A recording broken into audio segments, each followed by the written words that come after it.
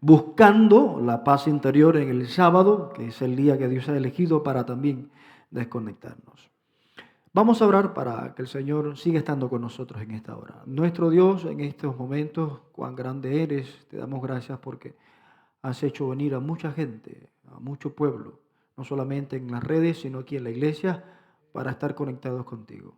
Al poder saber que tú eres Dios y eres grande, no nos queda más que decir gracias, Señor, por cuidarnos. En el nombre de Jesús. Amén.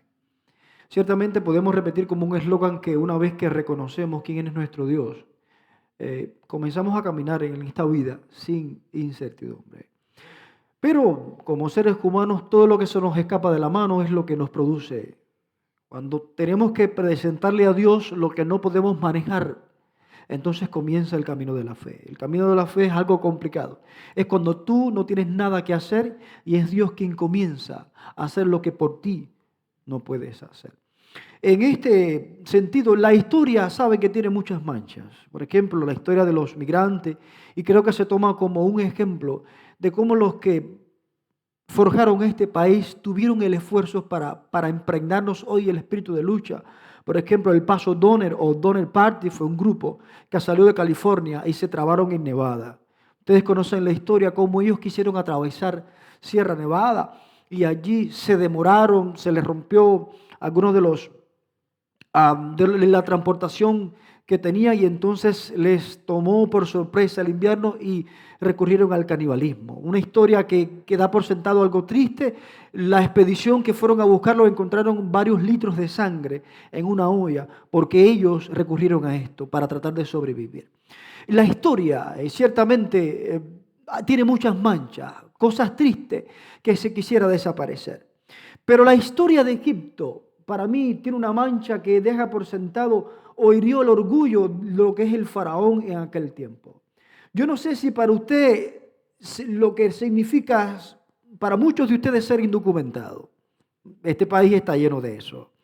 Y precisamente ser indocumentado es carecer ciertamente en algún sentido de identidad, soñando con tener residencia, ciudadanía. Pero la Biblia simplifica una forma tan compleja y tan sencilla al mismo tiempo.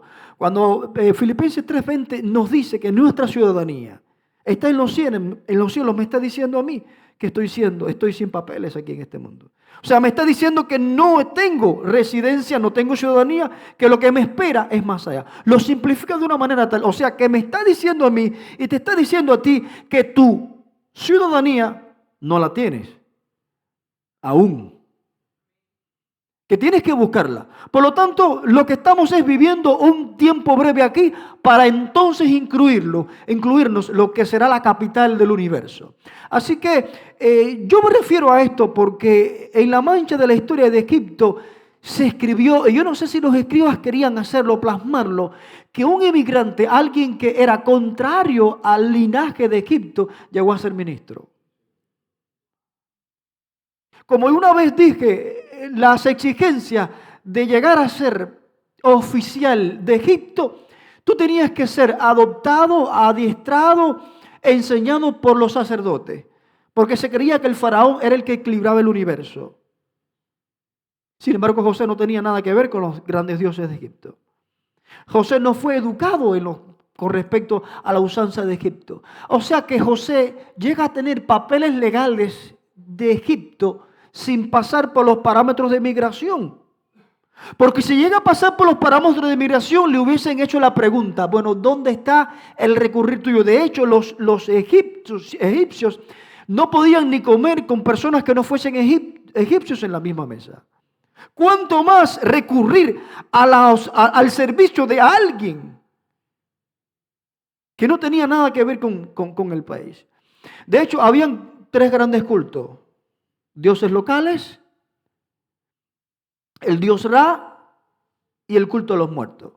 Nada de esos dioses José creyó. Por lo tanto, fíjense cómo era la creencia en Egipto. Había un eclipse. Y para los egipcios eso significaba que los dioses estaban airados, que la cosecha este año iba a ser fructuosa, o sea, que no iba a tener desarrollo. Así que escogían una persona común del pueblo para que fungiese como faraón por 100 días. Y el faraón verdadero lo incluían en la clase media o pobre. Y a los 100 días sacrificaban a ese faraón impostor para engañar la mentalidad de los dioses del inframundo, para creer que el faraón fue quien murió. ¿Sabes lo que es disfrutar de 100 días? Para después saber lo que te toca. Era la creencia. Y como una vez dije, los egipcios tenían su mentalidad era, el sol nace por el este y muere en el oeste. Entonces el oeste es la casa de los muertos. Ningún egipcio lo iba a estar a la puesta del sol en el oeste, porque era la casa de los muertos. Con esa mentalidad llega un extranjero, un indocumentado, y rompe todo eso porque José no creía nada de esto. José no le interesaba. De hecho, de la cárcel José es elegido de allí a ser ministro. Y yo no sé si habrá o habremos encontrado en la historia que alguien importante haya venido de la misma cárcel sin papeles para llegar a ser lo que fue José.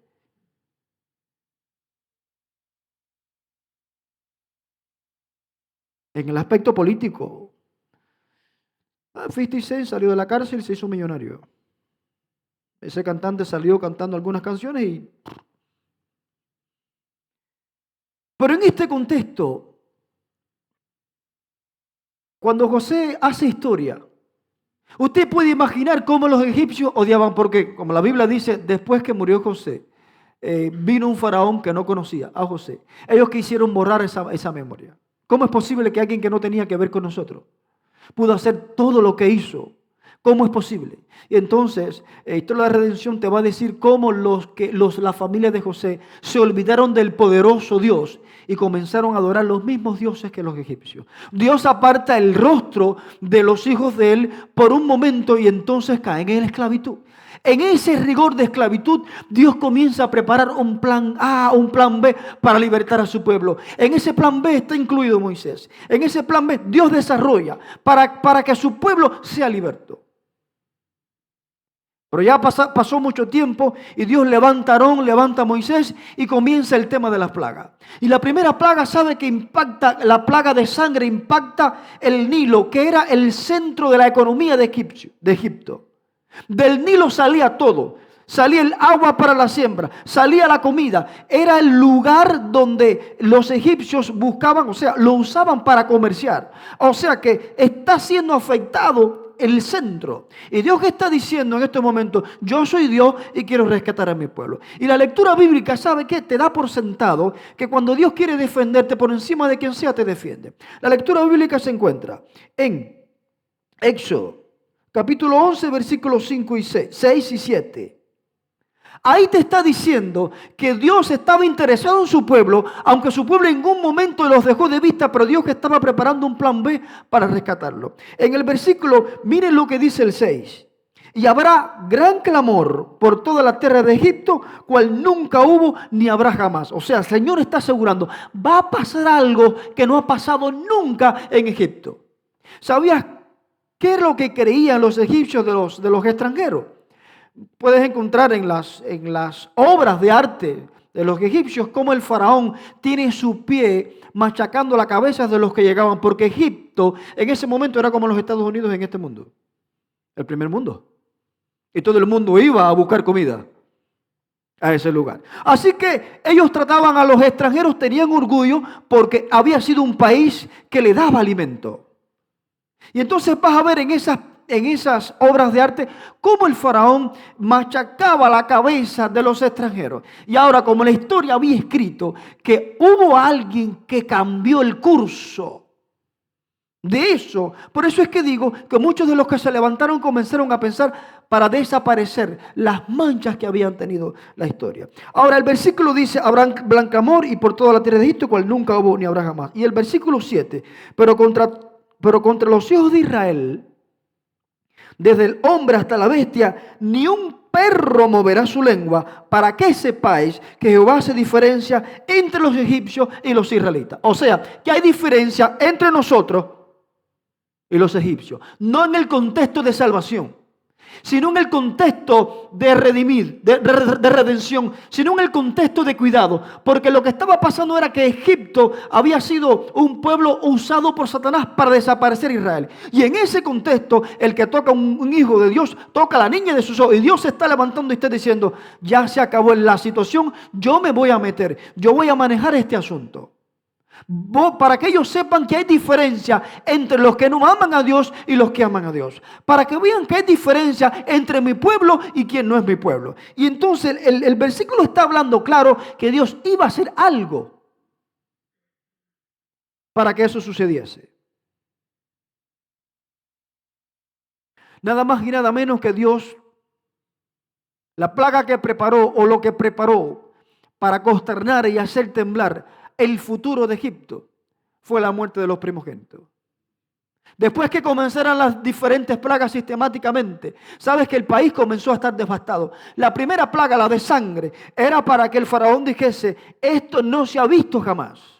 Que el Nilo brote sangre, un lugar donde la gente va a beber, donde va a pescar.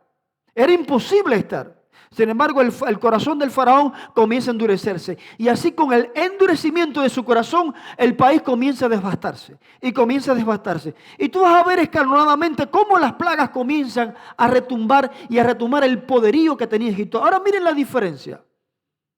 Si usted hace una revisión a la historia, antes que esto sucediese, está el grupo de los hijos de Dios mezclando ladrillo con lodo, trabajando duro, siendo azotado.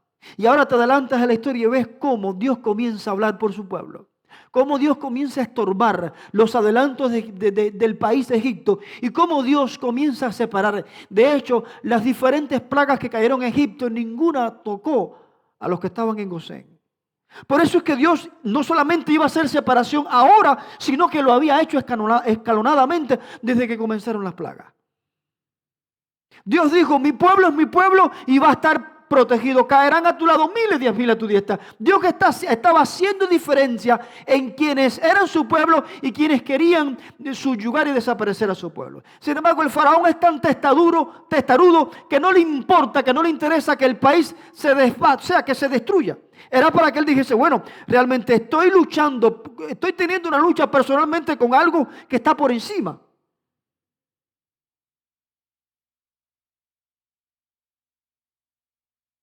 El país devastado. La plaga de langosta acabó con todo alimento. ¿Cómo se mantenían los egipcios? A menos que hubiesen o estarían usando el método de José que dejó, llenaran los graneros en tiempo de abundancia, para cuando venga la escasez, usarla. Pero aún así el faraón no quería dejar ir a su pueblo. Al pueblo de Dios. Y Dios quería que su pueblo le ofreciese fiesta en el desierto. Pero llega el momento en el cual Dios dice, los primogénitos van a morir. Y les da ciertas, específicamente, señales y les dice, ustedes tienen que escoger un cordero el día 10, para que el 14 entre las 2 tardes tienen que molarlo. Esa es la iniciación de la Pascua. Y con la sangre tendrán que pintar en el dintel de sus casas.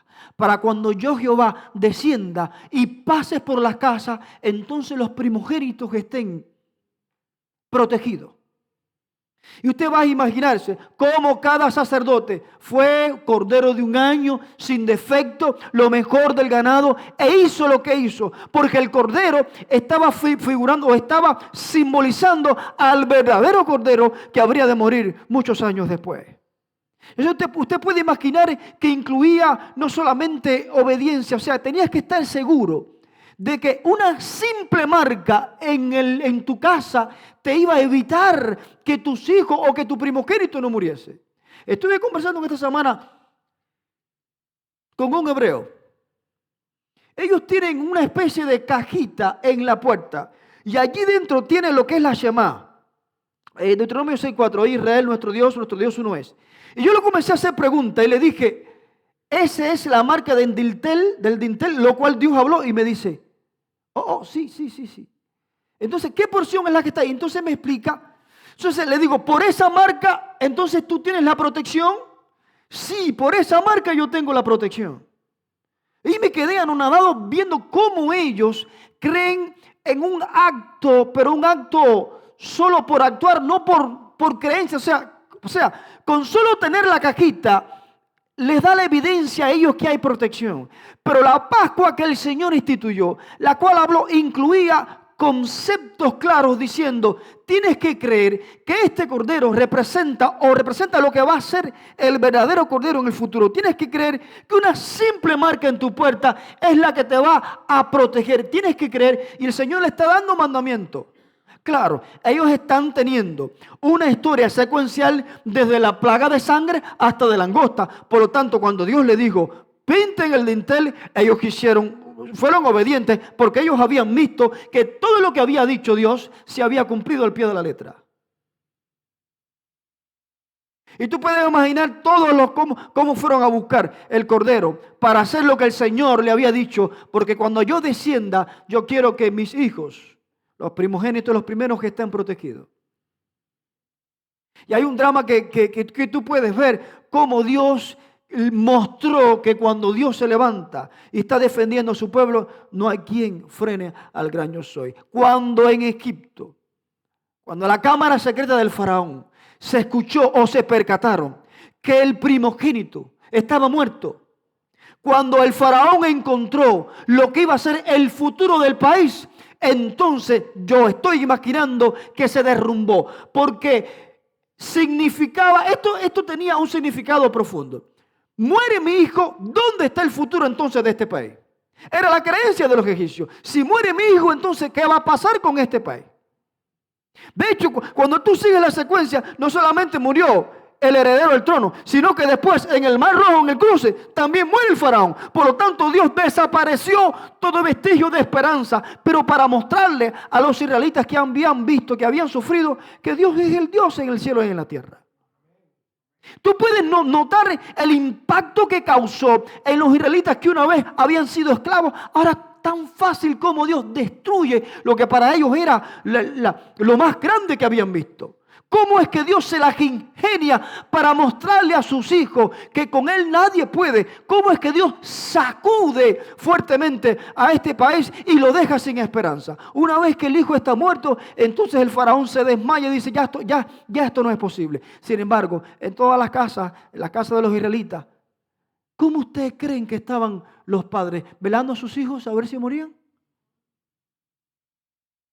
Yo no creo. Porque si en Gosén ellos gozaron de seguridad desde la plaga de sangre hasta la última, ¿cómo ahora iban a estar en esta? Por lo tanto, ellos estaban experimentando de una y otra vez, cada vez que venía una plaga, una y otra vez, la seguridad que da el Señor cuando te dice, tranquilo.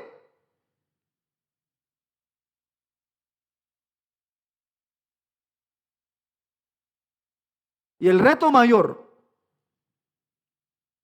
que tenían los israelitas era desprenderse de esa mentalidad que tenían. Porque ¿sabes qué? Hay una vulnerabilidad que persigue a los que no tienen identidad. A los que son indocumentados. A los que carecen de identificación. Pero una vez que tú has entendido que todo lo que está pasando por este mundo es breve y que la verdadera ciudadanía hay que buscarla más allá, entonces tú sabes que todo lo que tiene se va a quedar. Entonces tú sabes que no es un asunto de ir a inmigración y a ver si ellos en el programa que quizás Kamala Harris adelantó 8 años, puede que te elijan. Porque el programa de Dios no es así. El programa de Dios es creer en esta señal, en la sangre del dintel, para que tú sepas que el mismo cordero que murió prefigura al verdadero que murió entonces muchos años después, para que tú y yo conozcamos que ese cordero, aunque no está en la cruz, ahora en este momento está sentado en el trono celestial, esperando, simplemente esperando a que sea el tiempo indicado para venir a buscarnos. Ahora fíjense cómo implica esto. Cuando Jesús le dice a ellos, pinten el dintel, estamos hablando de qué época, cuántos años han pasado.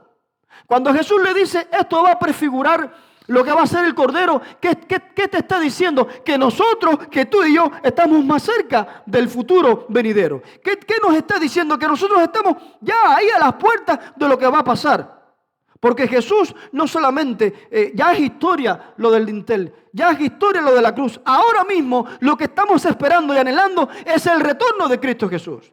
Ese retorno para que entonces nos garantice, nos entregue y nos dé la anhelada ciudadanía que muchos hemos soñado. Ahora, en el contexto en el cual todos corrieron para poner el dintel y para tratar de arreglarlo todo, el capítulo 12 del Señor le dice a ellos, porque está tratando de desconectarlo de la mentalidad que tenían de los egipcios. El Señor le dice, este será para vosotros el primero de los meses del año. Hay muchos que se refieren que hubo dos calendarios, el civil y el sagrado. Ellos estaban corriendo por el calendario civil cuando Dios le dijo, este que para los egipcios es el sexto, para ustedes será el primero. Se fue llamado el mes de Abib o mes de las espigas. O sea que Dios está marcando hasta calendario, como diciendo, para los egipcios es el sexto, pero para ustedes es el primero. El mismo calendario lunisolar, así mismo. Pero para ustedes va a ser el primero. En el día 14, ustedes tienen que observar este día. Porque es el día que ustedes tienen que saber que yo lo saqué con mano fuerte de Egipto. Yo lo saqué con mano fuerte. Incluye, cuando el versículo te está refiriendo, está diciendo, yo voy a sacudir a Egipto. Me está diciendo que en su segunda venida el sacudión ya no es local como lo fue en Egipto. Es universal. Estamos hablando de un sacudión universal, pero más que sacudión, estamos hablando que la misma protección que incluyó a los egipcios, la misma protección, ¿acaso no la puedo reclamar? ¿Acaso no necesito que el dintel de mi casa esté pintado? ¿Acaso no necesito creer en el Cordero? Que con una simple oración que yo salga, te puedo tener la confianza que voy a regresar a ver a los míos. Entonces me vas a preguntar, bueno, pastor, ¿y qué de tantos y tantos que han muerto en la pandemia? La señal no funcionó. Hace poco recibí la noticia triste de Lucia Esther Miranda, miembro de Artemisa Cuba. Me sorprendió su muerte, COVID. Triste y lamentable. Hacía 2 meses nos habíamos escrito. Me conoce desde niño. Y así, pero también la muerte de Eduardo. Bueno, su apellido no lo recuerdo. Eduardo con 45 años. Estábamos en el departamento juntos. Y me sorprende la noticia que hace 15 días que murió. Su esposa aquí en Estados Unidos y él allá. Rápido llamé a Cuba. ¿Acaso todo el fatalismo que enfrentamos es debido a que no hemos puesto la sangre en el dintel de nuestras puertas? ¿Sabes qué? Hay algo que tenemos que saber. La sangre en el dintel no solamente incluía la protección local, sino la protección eterna. ¿Sabes por qué? Porque los que murieron como primogénitos murieron la segunda muerte. ¿A qué me estoy refiriendo? Los que murieron siendo primogénitos porque no pusieron en el dintel de sus casas la sangre por no creer en el Cordero, murieron la segunda muerte. Y nosotros como cristianos sabemos que hay dos. La primera muerte, tú y yo sabemos que es un sueño. Es como la Biblia lo tiene. Pero de la segunda nadie regresa. La primera incluye el evento grandioso de la primera resurrección. La segunda es después del juicio, cuando será el momento ejecutivo donde Dios rae de la tierra a todos los impíos. Por lo tanto, el asunto de poner el dintel, la sangre en el dintel en nuestra casa implica una cosa. Que es algo que, aunque parece como que poco entendible, a mí me da la seguridad. ¿Saben todos estos que mencioné? Que hoy mismo están ya en el polvo. ¿Acaso no murieron creyendo en esa sangre? Precisamente por ello. Precisamente cuando su familia los despidió, sin casi poder estar ahí con ellos, se reunieron, hicieron un culto, cantaron y se dijeron, bueno, le veremos en la resurrección, en la gran primera. Y eso es lo que quiero decir en esta hora. Que la sangre en el dintel no solo me asegura la bendición local, sino la universal. Que esto me está diciendo que si yo creo en el Cordero, en el verdadero Cordero, en aquel que murió y resucitó, como él dijo, el que cree en mí, aunque esté muerto vivirá, entonces me asegura esa ciudadanía. Porque muchos querrán estar viviendo en este mundo y no sufrir la muerte. Pero ¿de qué nos vale vivir 120, 180 y no poder participar de la vida que nos espera eternamente en el reino de los cielos? Muchos hoy yacen habiendo creído en esta señal, porque creen que no están muertos, porque sus obras con ellos siguen. Muchos que han desaparecido por el triste tiempo que nos ha tocado. Esta pandemia que nos ha aislado no solamente incluye la seguridad de la ciudadanía, sino también incluye la seguridad de la eternidad por la que da de sin fin. Y tú puedes ver cuántos indocumentados el Señor estará recibiendo. Vas a ver la cola de miles y miles y miles de seres humanos. Y cada uno pasando para recibir la corona de vida. Cada uno postrado frente a Jesús para recibir lo que significa verdaderamente la ciudadanía. Esa la cual soñamos, esa la más importante, la única, la que merece atención, la que vale, la que realmente es la que nos debe interesar. Porque no estoy diciendo que no hay que hacer arreglos para estar en común con inmigración, pero sí estoy diciendo que nuestra mirada tiene que estar más allá de los goces temporales, que nosotros tenemos que extendernos, porque no hacemos nada con tener seguridad terrenal y no tener una pizca de esperanza de la ciudadanía celestial y después la vida eterna. Esa corona que el Señor me quiere entregar me está diciendo que puede que pase por el valle del dolor. Me está diciendo que puede que mañana desaparezca. Pero eso es lo más grandioso que tiene el Evangelio. Lo más grande que tiene el Evangelio, que ni aún la muerte hace que el brillo de su mensaje sea poderoso. Ni aún los que duermen. Inclusive los que duermen han dicho con sus obras que ya no están, pero sus obras dicen que murieron creyendo en que la primera muerte no es nada porque es un sueño. Murieron creyendo en el dintel, murieron creyendo en esa señal. Murieron creyendo en que no solo la protección de Dios incluye prosperidad terrenal, sino una larga vida en la tierra renovada. Y el gran reto de nosotros es hoy hacernos la pregunta: ¿cuál es mi mayor interés? ¿La ciudadanía celestial o la terrenal? ¿Para qué me estoy preparando? ¿Para vivir aquí o estar allá? ¿Cuál es el significado de haber sido llamado? Porque la historia nos muestra que Dios removió a Egipto. Y así como lo removió, va a remover este mundo. ¿Sabes qué? En estos días han habido ciertas cosas que muchos están corriendo. El terremoto de 7.2 de réplica de Haití ha hecho creer a muchos que algo está mal, que no está bien.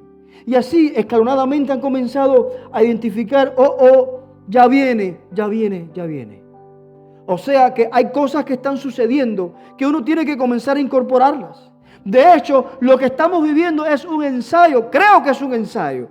Es el perfecto ensayo para hacer un orden global. Es el perfecto ensayo.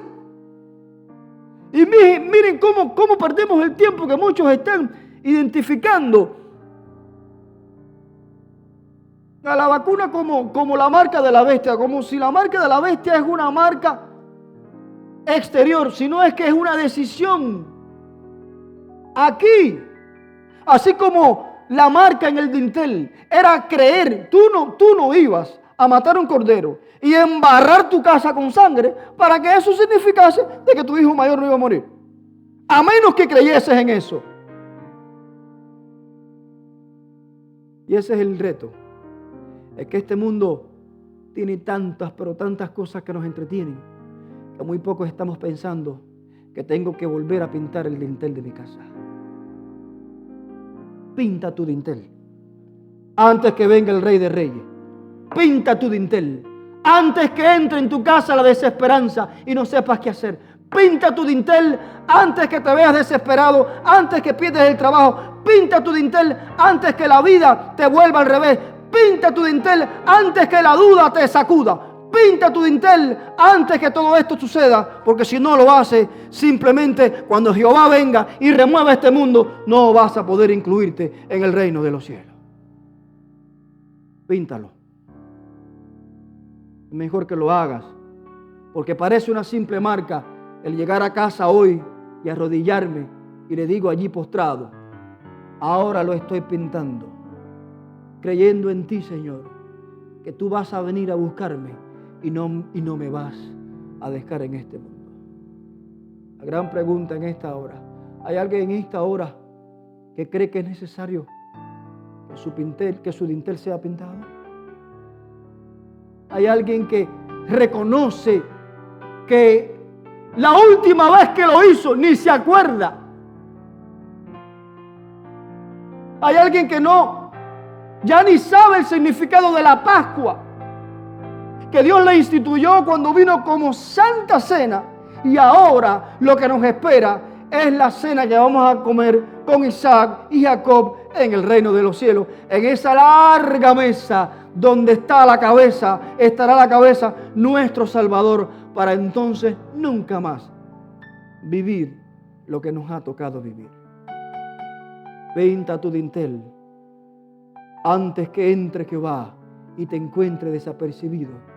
Pinta tu dintel para que tú y yo podamos obtener salvación, seguridad de que estoy caminando no por mi fuerza, sino por las fuerzas de aquel que, así como hizo temblar al más poderoso país de aquel entonces, lo va a hacer muy pronto cuando la trompeta suene.